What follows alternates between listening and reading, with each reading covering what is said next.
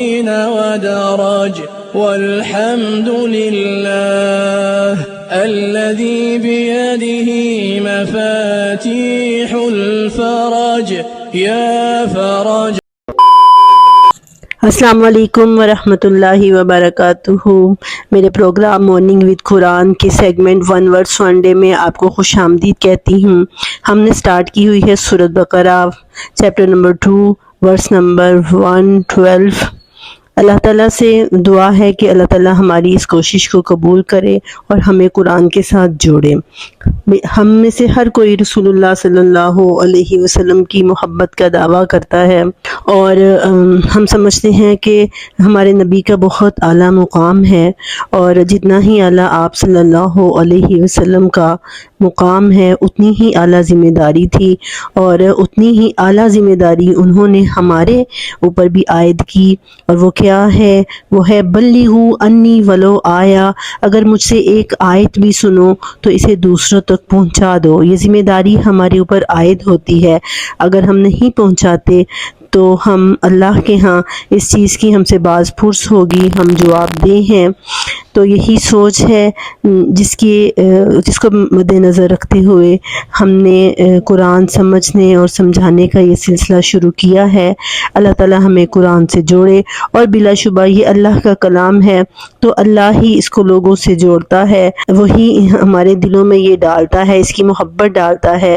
کچھ لوگوں کو وہ چنتا ہے یہ پیغام پہنچانے کے لیے، اور پھر کچھ لوگوں کو سننے کے لیے. اور اللہ کا خاص فضل ہوتا ہے ان لوگوں پر، اللہ کی خاص مہربانی ہوتی ہے. ہمیں اللہ کا شکر گزار ہونا چاہیے کہ اللہ نے ہمیں ان لوگوں کی صف میں شامل کیا ہے. ہم اللہ کے شکر گزار ہیں. آئیے دیکھتے ہیں آج کی آیت. الحمدللہ رب العالمین والصلاة والسلام علی سید المرسلین وعلی آلہ واصحابہ اجمعین. اما بعد رب اشرح لی صدری ویسر لی امری واحلل عقدۃ من لسانی یفقہوا قولی. رب زدنی علما. اعوذ باللہ من الشیطان الرجیم. بسم اللہ الرحمن الرحیم. سوری ٹو سے کہ میں نے آیت نمبر 112 کہا جبکہ یہ آیت نمبر 111 ہے. وَقَالُوا لَن يَدْخُلُوا الْجَنَّةَ إِلَّا مَنْ كَانَ هُودًا أَوْ نَصَارَىٰ تِلْكَ أَمَانِيُّهُمْ قُلْ هَاتُوا بُرْهَانَكُمْ إِن كُنتُمْ صَادِقِينَ. سبحان اللہ. وقالوا، اور وہ کہنے لگے، لن يدخل الجنت، ہرگز جنت میں داخل نہیں ہو سکے گا، الا مگر وہی شخص کہ کانا ہودن و نصارا، جو یہودی ہو جائے یا عیسائی ہو جائے. تلک امانیہم، یہ ان کی خواہشیں ہیں. کل فرما دیجئے، ہاتو برہانکم، اپنی دلیل لے آؤ، ان کنتم صادقین، اگر تم سچے ہو. آئیے آیت کو سمجھتے ہیں، آیت کی تفسیر دیکھتے ہیں. اس آیت میں یہ ایک اور ان کی شرارت تھی، یہ ایک اور ان کا بہکاوا تھا جس سے وہ مسلمانوں کو بہکانا چاہ رہے تھے. نئے لوگوں کو جو ایمان کی طرف آنا چاہتے تھے، یہ ان کو ایمان سے بھٹکانے کے لیے. جہاں انہوں نے پہلے چالیں چلیں جو ہم دیکھتے آئے ہیں، اب ایک نئی چال کیا چلی کہ کہنے لگے جنت میں تو صرف وہی جا سکتا ہے جو یہودی ہو جائے گا یا نصرانی ہو جائے گا. تو اللہ نے ان کے جواب میں کیا فرمایا؟ تلک امانیشہم، یہ ان کی خواہشیں ہیں. امانشی جمع ہے امانی کی، جس کا مطلب ہوتا ہے خوش فہمی یا خواہش. یہ ان کی اپنی خواہش ہے، یہ ان کی اپنی خوش فہمی ہے جس میں وہ مبتلا ہیں. تو اللہ نے فرمایا ان سے کہو کہ ہاتو برہانکم، اپنی دلیل لے آؤ. برہان کہتے ہیں روشن چمکدار چیز کو، کہ جو بالکل واضح نظر آ رہی ہو، جس کے آنے کے بعد روشنی چھا جاتی ہے اور پھر کچھ چھپا ہوا نہیں رہتا. ان سے کہو اگر سچے ہیں تو یہ اپنی دلیل لے آئیں. ہر انسان جس گروہ سے وہ تعلق رکھتا ہے، جس فرقے سے، جس مذہب کا وہ پیروکار ہوتا ہے، تو وہ انسان یہ سمجھتا ہے کہ میرا یہ فرقہ، میرا یہ مذہب جنت میں جائے گا. آپ اس آیت کو ذرا غور سے دیکھیں کہ ترجمہ دیکھیں، یہودی سمجھتے ہیں کہ وہ جنت میں جائیں گے اور عیسائی سمجھتے ہیں کہ وہ جنت میں جائیں گے. اور بالکل ایسے ہی ہمارے آج کے دور میں بھی ایسے ہی ہے. یہ یہود و نصارہ کیا تھے؟ یہ فرقے ہی تھے نا، دو فرقے بن گئے تھے نا حضرت موسیٰ کی قوم حضرت عیسیٰ کے آنے کے بعد. جنہوں نے حضرت عیسیٰ کو مانا وہ عیسائی، اور جنہوں نے نہیں مانا حضرت یعقوب علیہ السلام کی اولاد یہودا سے، وہ جنہوں نے خود کو منسوب کیا تو وہ یہودی بن گئے. اور دونوں ہی یہی سمجھتے تھے کہ وہی جنت میں جائیں گے، ان کے علاوہ کوئی جنت میں نہیں جائے گا. آج بھی یہودی یہی سمجھتے ہیں. وہ اپنے مذہب کو پریچ بھی نہیں کرتے، تبلیغ بھی نہیں کرتے، کیونکہ وہ سمجھتے ہیں کہ یہودی وہی ہوگا جو یہودی کے گھر میں پیدا ہوا ہے اور صرف وہی جنت میں جانے کا حقدار ہے. تو کسی بھی قوم میں جب بگاڑ پیدا ہوتا ہے تو پھر وہ اس طرح کے ہیلے بہانے تراشنے شروع ہو جاتے ہیں. اس طرح کے مطلب اپنے آپ کو دل کا امانشہم، یہ ان کی خواہشیں ہیں، یہ ان کی خوش فہمیاں ہیں جن میں وہ مبتلا ہو کر عمل سے بھاگتے ہیں. عمل سے، جب عمل سے انسان بھاگتا ہے پھر وہ اس طرح کے ہیلے بہانے ڈھونڈتا ہے کہ ہم فلاں کے امتی ہیں، فلاں کے ساتھ ہمارا تعلق جڑا ہوا ہے، ہم تو بنی اسرائیل کی پیغمبروں کی اولادوں میں سے ہیں، اسی لیے ہم نے تو جنت میں جانا ہی جانا ہے. اور عیسائی ہم تو خدا کے بیٹے کی اولاد ہیں، اسی لیے ہم نے جنت میں جانا ہے، ہمارے علاوہ کوئی جنت میں نہیں جائے گا. تو جب اخلاقی زوال شروع ہوتا ہے پھر اس طرح کی نسبتیں تلاش کرنی شروع ہو جاتے ہیں عمل سے بھاگنے کے لیے. اور حقیقت تو یہی ہے کہ عمل سے زندگی بنتی ہے، جنت بھی جہنم بھی.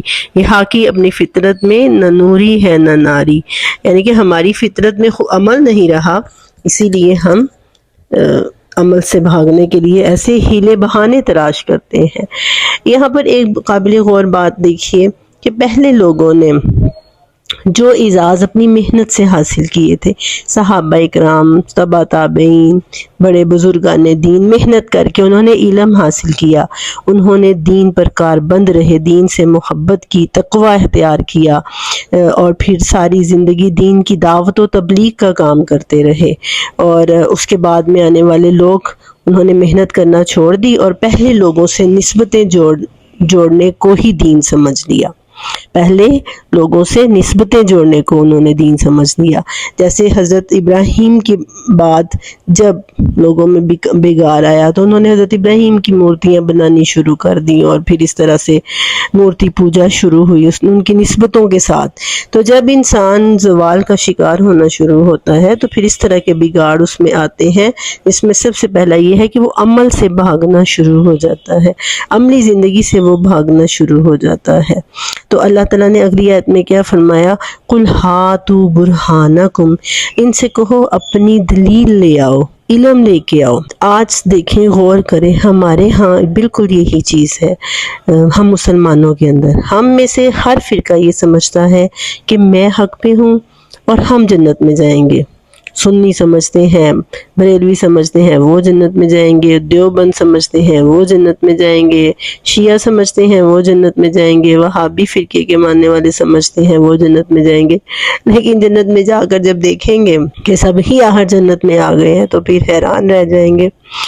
تو اصل بات یہ ہے کہ جب ہم علم کو چھوڑ دیتے ہیں، ہم نسبتوں میں پڑ جاتے ہیں، ہم فرقوں میں پڑ جاتے ہیں، تو پھر ہم گمراہی کی طرف چلنا شروع ہو جاتے ہیں. اور فرقہ واریت قرآن میں منع ہے، اور جس بنا پر فرقے بنائے ہیں وہ چھوٹے چھوٹے اختلافات ہیں جو احادیث سے ملتے ہیں.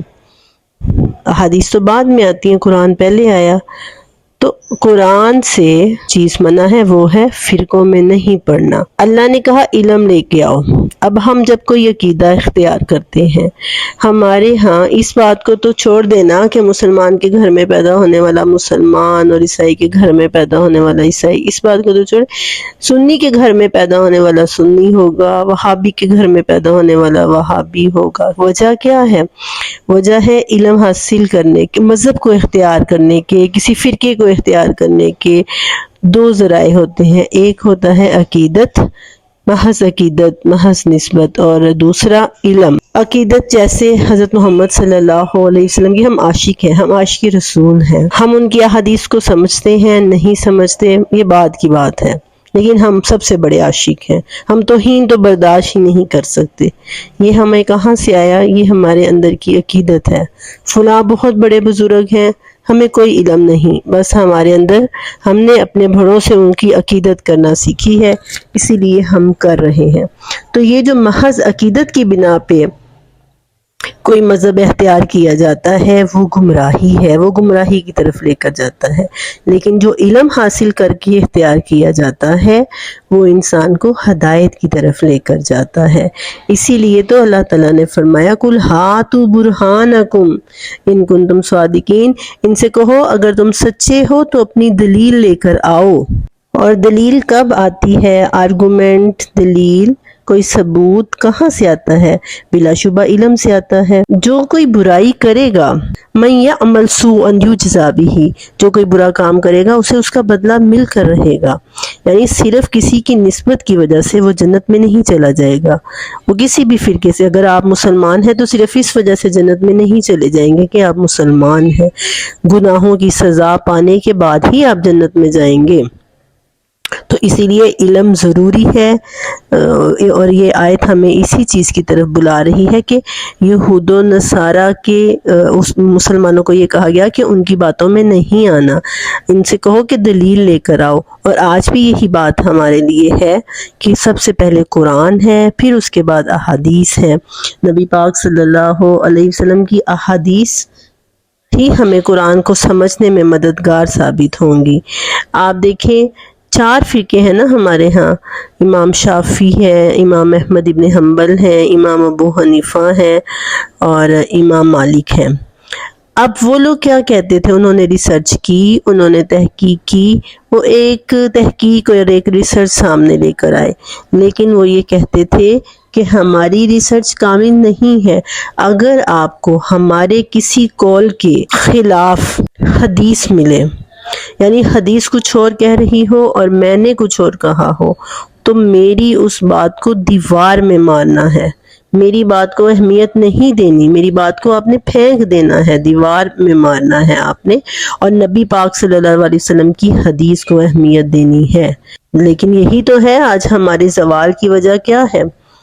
آج ایک پوری سازش کے تحت ہم مسلمانوں کو قرآن اور حدیث سمجھنے سے روکا جا رہا ہے کہ ڈائریکٹ نہیں پڑھنی۔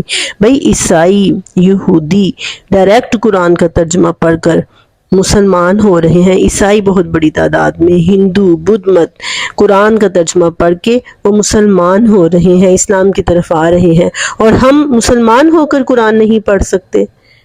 بھئی آپ عربک نہیں سمجھ پا رہے، آپ کے پاس اتنا ٹائم نہیں ہے، ہر زبان میں قرآن کا ترجمہ موجود ہے، آپ خود پڑھیں، خود اس کی طرف آئیں، اور پھر جن لوگوں پر آپ کو اعتماد ہے، آپ کو بھروسہ ہے، آپ ان کے لیکچر سنیں، لیکن قرآن کو سنیں، قرآن کی جو ٹیکسٹ ہے، اصل قرآن ہے، اس کو پڑھیں، اس کا ترجمہ پڑھیں، اس پر خود غور و فکر کریں۔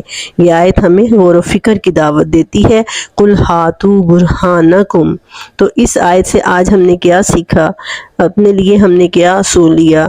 ہم نے اس آیت سے یہ اصول لیا ہے کہ ایک تو فرقہ واریت سے بچنے کی کوشش کریں، قرآن کی طرف آئیں، قرآن کے اس حکم کو صرف یہ آیت پڑھنے کی حد تک نہ رکھیں کہ وَاعْتَصِمُوا بِحَبْلِ اللَّهِ جَمِيعًا وَلَا تَفَرَّقُوا، چھوٹے چھوٹے اختلافات کی وجہ سے کسی پر جہنمی ہونے کے فتوے مت لگائیں، کس کے وہ تو جہنمی ہیں، ہم عاشق رسول ہیں، ہم سچے عاشق رسول ہیں، اور باقی سب جو ہیں وہ گستاخ رسول ہیں، اس طرح کے فتوے نہ لگائیں، لگانے سے گریز کریں۔ اور دوسرا اصول اسی آیت سے ہم یہ لیتے ہیں کہ ہم علم کی طرف آئیں، ہم قرآن کی طرف آئیں۔